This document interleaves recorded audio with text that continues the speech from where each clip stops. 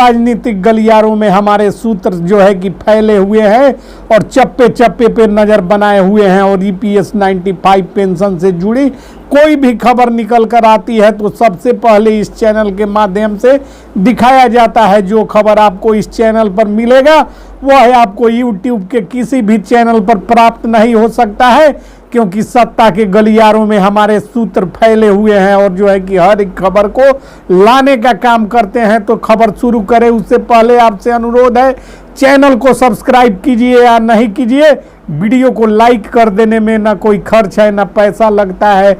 आप ही की बात जो है कि समाज और सरकार तक पहुंचती है, तो चैनल को जो है कि लाइक जरूर कर दिया कीजिए और वीडियो को जमकर शेयर कीजिए, क्योंकि आज की जो खबर है वह बेहद ही खुशखबरी है और बड़ी खबर हम लेकर आए हैं।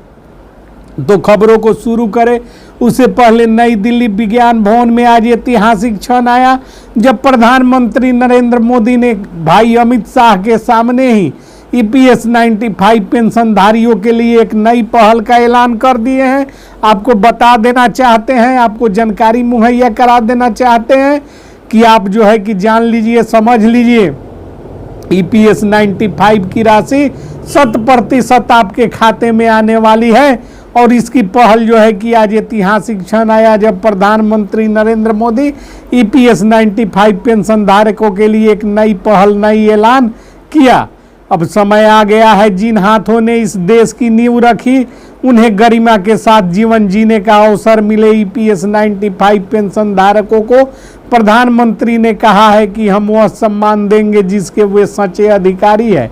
मोदी की घोषणा पेंशन राशि वृद्धि के प्रस्ताव को अंतिम रूप देने के लिए श्रम एवं रोजगार मंत्री मनसुख मांडविया को नामित किया गया है। उन्होंने कहा कि यह सिर्फ कागजी सुधार नहीं बल्कि संवेदनात्मक क्रांति है।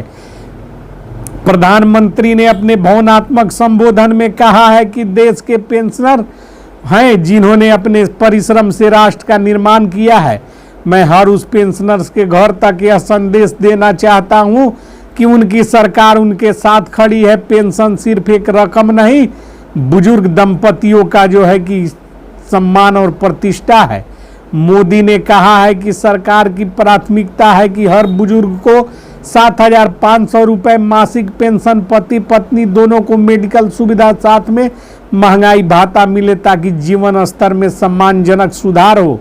और इस खबर के सपोर्ट में हम आपको जो है कि भाई अमित शाह का बयान भी दिखाएंगे, सारा कुछ अपडेट कर देंगे, क्योंकि इस चैनल पर जो खबर आपको देखने को मिलेंगे वो कहीं आपको नहीं मिलेंगे। चप्पे चप्पे पे सूत्र फैले हुए हैं और पल पल की खबरों से आपको अपडेट करने का काम करते हैं।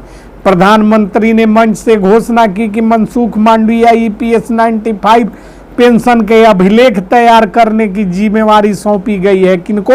मनसुख जी मांडविया जो केंद्रीय श्रम एवं रोजगार मंत्री हैं। क्या? अभिलेख तैयार करने की जिम्मेवारी। उन्होंने कहा कि मांडविया जी ने स्वास्थ्य, श्रम दोनों क्षेत्रों में काम का अनुभव हासिल किया है। मैं उन पर भरोसा करता हूं कि वो जल्द ही एक मजबूत पेंशन प्रस्ताव को मंजूरी देने में हमारा सहयोग करेंगे और पेंशनरों के खाते में राशि पहले पखवाड़े में जो है कि भेजने की तैयारी को अंतिम रूप देने में सहयोग उनका पूर्ण रूप से प्राप्त होगा। प्रधानमंत्री ने कहा कि पहले की सरकारों ने बुजुर्गों की समस्याओं को चुनावी मुद्दा बनाकर भुला दिया, छोड़ दिया, लेकिन हमारी सरकार ने जन सेवा का धर्म माना है और हमारी नीयत साफ रखी है और नीति को मजबूत बनाया है। मोदी ने कहा कि कभी किसी बुजुर्ग को यह महसूस नहीं होने दिया जाएगा कि वह समाज पर बोझ है। मैं हर पेंशनर से कहना चाहता हूं कि आपका अनुभव इस देश की शक्ति है। ईपीएस 95 पेंशनर को 7,500 मासिक न्यूनतम पेंशन, पति पत्नी दोनों को सरकारी और सूचीबद्ध अस्पतालों में मुफ्त मेडिकल सुविधा, महंगाई भाता डीए को पेंशन से जोड़ दिया गया है। डीबीटी के माध्यम से हर महीने पेंशन खाते में और राज्य सरकारों को साथ मिलाकर जो है कि स्थानीय स्तर पर पेंशन सहायता केंद्र की स्थापना। प्रधानमंत्री कार्यालय पीएमओ ने बताया कि मांडविया के नेतृत्व में गठित पेंशन पुनर्गठन समिति का रिपोर्ट जो है कि प्रस्तुत हुआ है और जिन राज्यों से डेटा मांगा गया था वह डेटा भी प्राप्त हुआ है। मोदी जी ने मुस्कुराते हुए कहा कि यह सरकार कागज पर नहीं जमीन पर काम करती है। यह दिन दूर नहीं जब पेंशनर गर्व से कहेगा कि मैं भारत का पेंशनर हूं और मैं EPS 95 का लाभुक भी हूं। मुझे गर्व है कि मोदी सरकार ने मुझे सम्मान दिया है। मोदी के पेंशन भाषण के बाद सोशल मीडिया पर मामले को लेकर तरह तरह की प्रतिक्रियाएं सामने आ रही है, जिसमें पेंशनर प्रधानमंत्री मोदी को बधाई और धन्यवाद ज्ञापित कर रहे। मोदी जी ने उन्होंने कहा कि कार्यक्रम में मांडविया जी ने कहा है कि प्रधानमंत्री मोदी जी ने मुझ पर भरोसा जताया है। EPS 95 पेंशनरों का जीवन बनाना हमारा कर्तव्य है। मैं इसे सिर्फ एक जिम्मेवारी नहीं बल्कि आशीर्वाद मानता हूं। दिलचस्प रूप से कुछ वरिष्ठ नेताओं ने भी इस निर्णय का स्वागत किया है। कांग्रेस के एक वरिष्ठ नेता ने कहा है कि अगर यह प्रस्ताव सही तरीके से लागू होता है तो लाखों बुजुर्गों को राहत मिलेगा।